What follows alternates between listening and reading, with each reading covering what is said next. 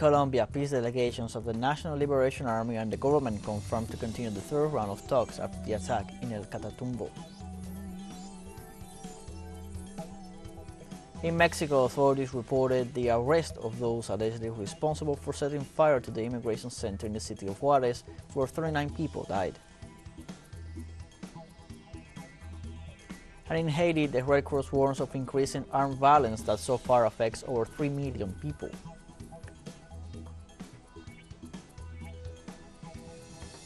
Hello, welcome to From the South. I'm Luis Alberto Matos from the teleSUR studios in Havana, Cuba. We begin with the news. On Friday, Colombian President Gustavo Petro met with the peace delegation and members of the international community in charge of dialoguing with the National Liberation Army as part of the talks they hold to reach a consensus, eventually a ceasefire. Petro's call comes after an attack against an army unit in the Catatumbo region on Wednesday, which left 9 dead and 9 wounded. During the meeting at the presidential headquarters, they evaluated current events and the future course of dialogues. In the end, the High Commissioner for Peace, Danilo Rueda, assured that despite the crisis they are going through, the government maintains its willingness to continue with the negotiations in Cuba, where the third round is expected to begin in the next few weeks. To support this process, he requested a faster bilateral ceasefire from the ELN.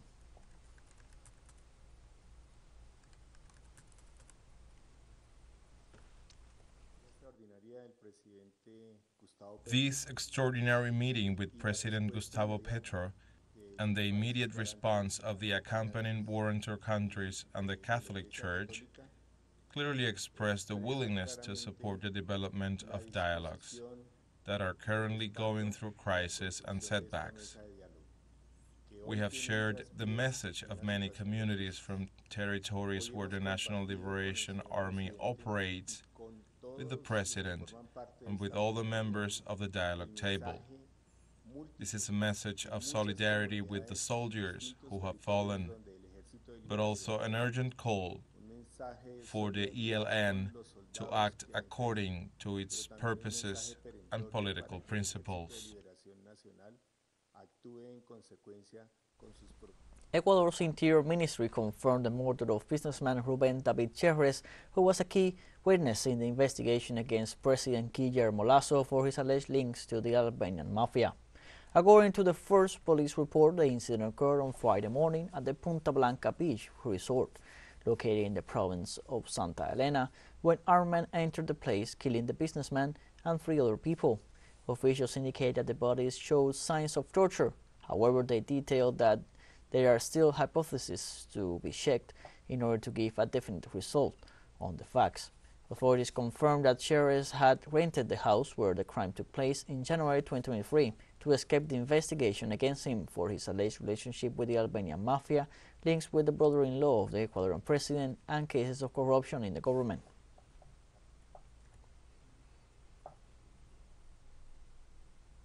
In Mexico, authorities reported the arrest of those allegedly responsible for setting fire to the immigration center in the city of Juarez, where 39 people died. The General Prosecutor's Office of the Republic informed local media about the arrest of 5 people accused of starting the fire at the shelter where 67 people were locked up. Sara Irene Herrerias, a specialized prosecutor in human rights, announced in a press conference the arrest of the suspected person responsible for the fire, claiming the lives of 39 people. Meanwhile, authorities reported the temporary closure of the National Migration Institute in the city of Juarez, while the head of state, Andrés Manuel López Obrador, went to the facilities where the survivors are being held to make sure that the victims receive the best care possible.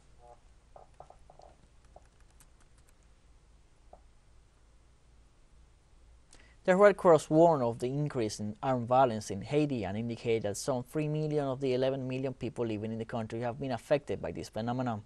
After a visit to the country, representatives of the Red Cross warned that violence is not the only crisis afflicting Haitian society and that citizens are suffering from economic problems as well as poor sanitation. The authorities regretted the deterioration of the situation in Port-au-Prince as well as in other areas of Haiti. They also denounced the advance of gangs and armed groups that have taken control of the island. Specialists assured that the increase in violence disrupts the lives of citizens and affects their access to health and other essential services. De acuerdo con la ONU, que pidió en marzo el despliegue de una fuerza de apoyo especial. We have approximately 3 million people affected by armed violence, and this has an impact in terms of their lack of access to basic health services, restrictions on movements, and the impossibility of accessing essential services. The head of the International Committee of the Red Cross for Panama and the Caribbean, Maricela Silva, detailed that if we compare the conflict in Ukraine with the situation of violence in Haiti, it is surprising that there are more wounded. She also called on the international community to give a firm response and stop this crisis, which has a lower media profile than the conflict in Ukraine and therefore less funding. If we compare today a week in Haiti and the impact of armed violence in Haiti with a week in Ukraine with that devastating armed conflict, we may be surprised to see that in the same week there may be many more deaths and many more wounded in Haiti than in Ukraine. It is necessary for the international community to take firm action to enable this humanitarian response to the needs of an extremely vulnerable population. There are crises that are, in one way or another, much more covered by the media, such as, of course, the conflict in Ukraine, which is one of the contexts with the highest level of funding and which unfortunately overshadows the possibility of positioning the needs in other crises. Let's take a short break, but first remember you can follow us on TikTok at teleSUR English, in which you'll be able to see news in different formats, updates, and much more.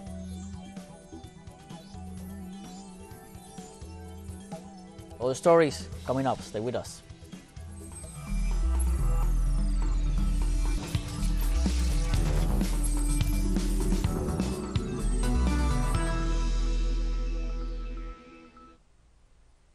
Welcome back from the South.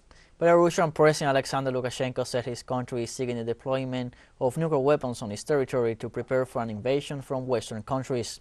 During his address to the nation and parliament on Friday, the Belarusian head of state said that Moscow's plans to place nuclear arms in Belarus would help safeguard the country, which he stressed was under threat from the West and especially from neighboring Poland.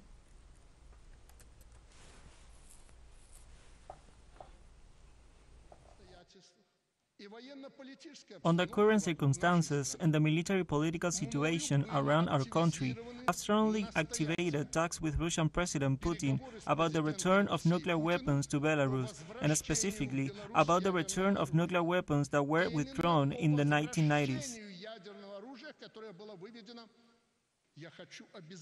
I want to defend the Belarusian state and ensure peace for the Belarusian people. My people deserved it with its history, with its whole existence. We don't want to live under the whip anymore, and we will not be slaves. Lukashenko called on the parties involved in the conflict to reach an unconditional ceasefire and to not use it to regroup their forces and improve their positions in the battlefield. The Belarusian leader was not optimistic, however, and considered the Ukrainian counteroffensive as a very dangerous step for world peace. We need to stop now, before the escalation, and not try to take a risk to suggest to stop fighting. Many, specifically in Russia, can say we already stopped in the Donbass. This is another moment and another situation. Taking into account those conditions, it is necessary to stop fighting. A truce should be declared without the right to move the regrouping of troops from both sides, without the right to transfer weapons and ammunition, manpower and equipment.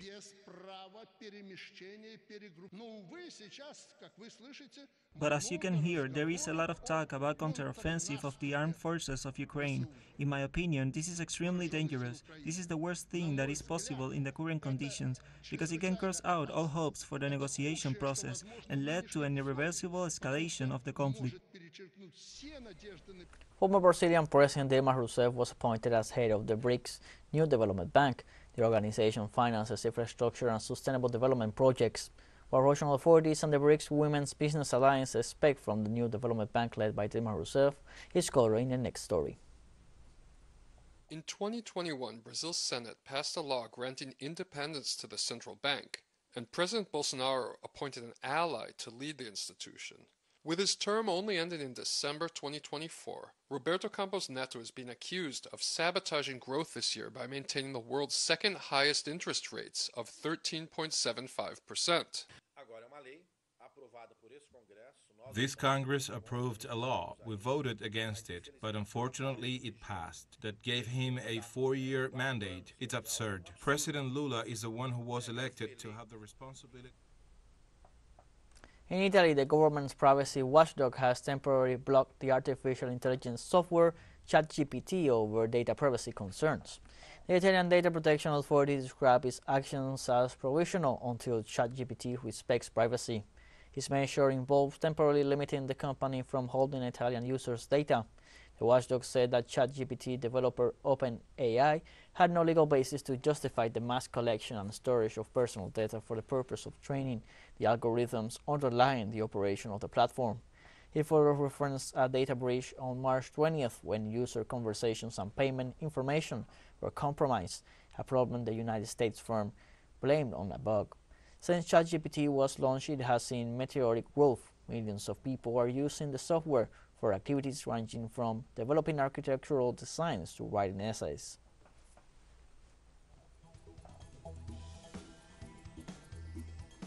teleSUR English continues to grow. You can now tune in from 33 different African countries through StarSat, dial 461, and enjoy our Latin American alternative broadcast. One final short break, and we'll be right back. Don't go away.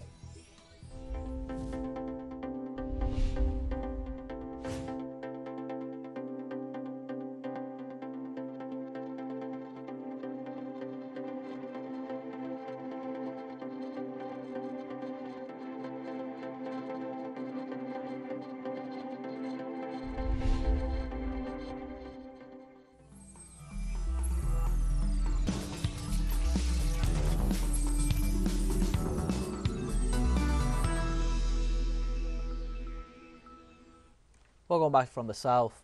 The Syrian Minister of Foreign Affairs and Expatriates Faisal al-Maghdad paid an official visit to Egypt this Friday. During the meeting, which was held at the invitation of Egypt's Minister of Foreign Affairs, Sameh Shoukry, topics of common interest were discussed, focusing on the strengthening of bilateral relations between the two countries, as well as the latest developments in the region and the world. This meeting took place after the Egyptian Foreign Minister visited Damascus, the Syrian capital, on February 27th. When he conveyed a message of solidarity to President Bashar al-Assad from his counterpart, Abdel Fattah al-Sisi.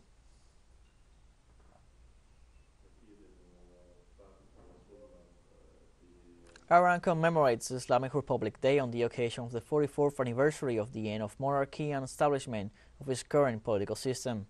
This April 1st, since 1979, the Iranian people commemorate this historical date, when the nation put an end to 2,500 years of monarchy and established a new form of government based on Islamic values and democracy.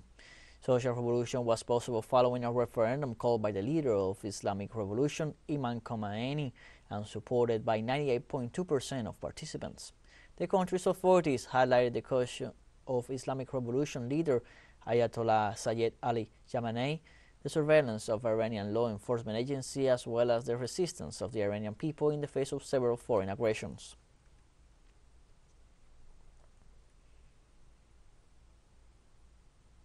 Occupiers' police assassinated Palestinian citizens at the beginning of Ramadan, the Muslim holy month, in the Old City of Jerusalem. The victim, identified as Mohammed El Asibi, 26-year-old, was from the city of Huda and died in an incident that is still under investigation. The occupying forces claimed that he tried to take a weapon from one of their soldiers, but witnesses and several media reports said that the young man was trying to defend a woman when he was killed by Israeli forces. Occupying troops have been on a high alert for several days because of Ramadan commemorations. Fridays become especially aggressive in the presence of some 150,000 Muslims.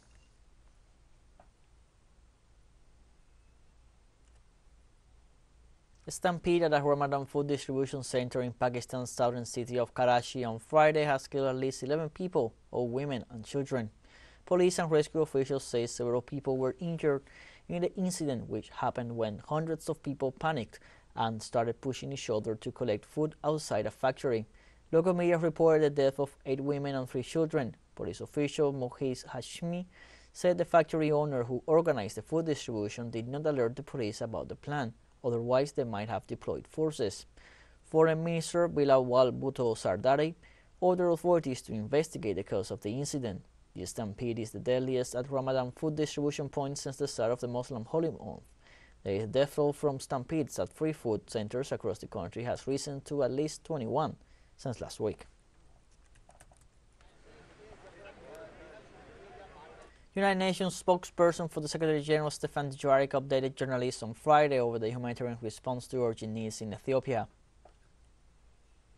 Ethiopia, where our humanitarian colleagues are responding to a continuing urgent needs across the country. In the north, access continues to improve, and we, along with our non-governmental organization partners, have expanded operations in the Afar, Amhara, and Tigray regions. In Tigray, more than 4.7 million people have received food assistance this year, and in Afar and Amhara, more than 2.5 million people have received food assistance since mid-November of last year. The high UN official also referred to the emergency food support in drought-hit areas in the south and east of the country, as well as the effects of flooding in the Somali region. With the government, we are scaling up the response in the south and the east, where some 11 million people in drought-impacted areas need emergency food support. Our humanitarian colleagues note that in the past week, floods in parts of the Somali region have impacted close to 230,000 men, women, and children. Homes, farms, and infrastructure have been significantly damaged, as we're already present in the region for the drought response. We're now mobilizing support for those impacted by the floods. Dujarric also updated journalists on the cholera outbreak in parts of Oromia and Somali regions and the need of more material and financial resources to face the crisis. Meanwhile, the cholera outbreaks in part of Oromia and Somali regions is spreading, with more than 2,300 cases reported, which is twice the number of reported cases in January. 51 people have already died, according to authorities. The response is ongoing, but we need more resources to contain the outbreak. Given the scale of the needs across the country, additional funding is critical. We need close to $4 billion this year. We've only received $727 million, which is only 18%.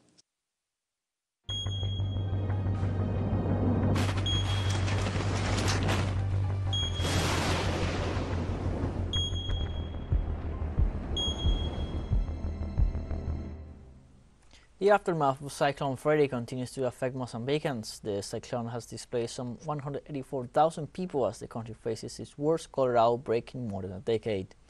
On Friday, the World Health Organization warned that more than 1 million people face the possibility of contracting cholera, polio, or COVID-19. The WHO representative for Mozambique spoke from Maputo. In mid-March, Cyclone Freddy damaged 163 health facilities, increasing health risks. The WHO representative detailed the fatality rate and praised the work of health professionals.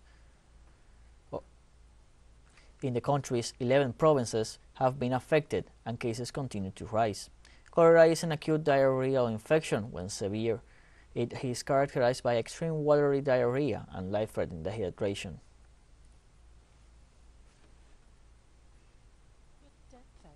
In the United States, authorities declared a state of emergency in Arkansas due to damage caused by the tornado that affected Little Rock, the most populated city in the state, leaving at least 3 people dead. The Baptist Health Medical Center reported that 24 people were injured, and 5 of them are in critical condition. A report from local authorities reflected the consequences after the storm and identifies damaged buildings and businesses, trees crashed down with roots, among others. From the government activated the respective protocols for that situation, placing hospitals and disaster teams on alert for possible emergency situations or events.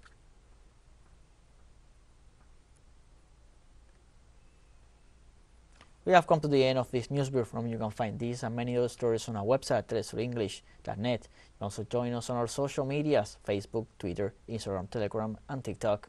For Telesur English, I'm Luis Alberto Matos. Thank you for watching.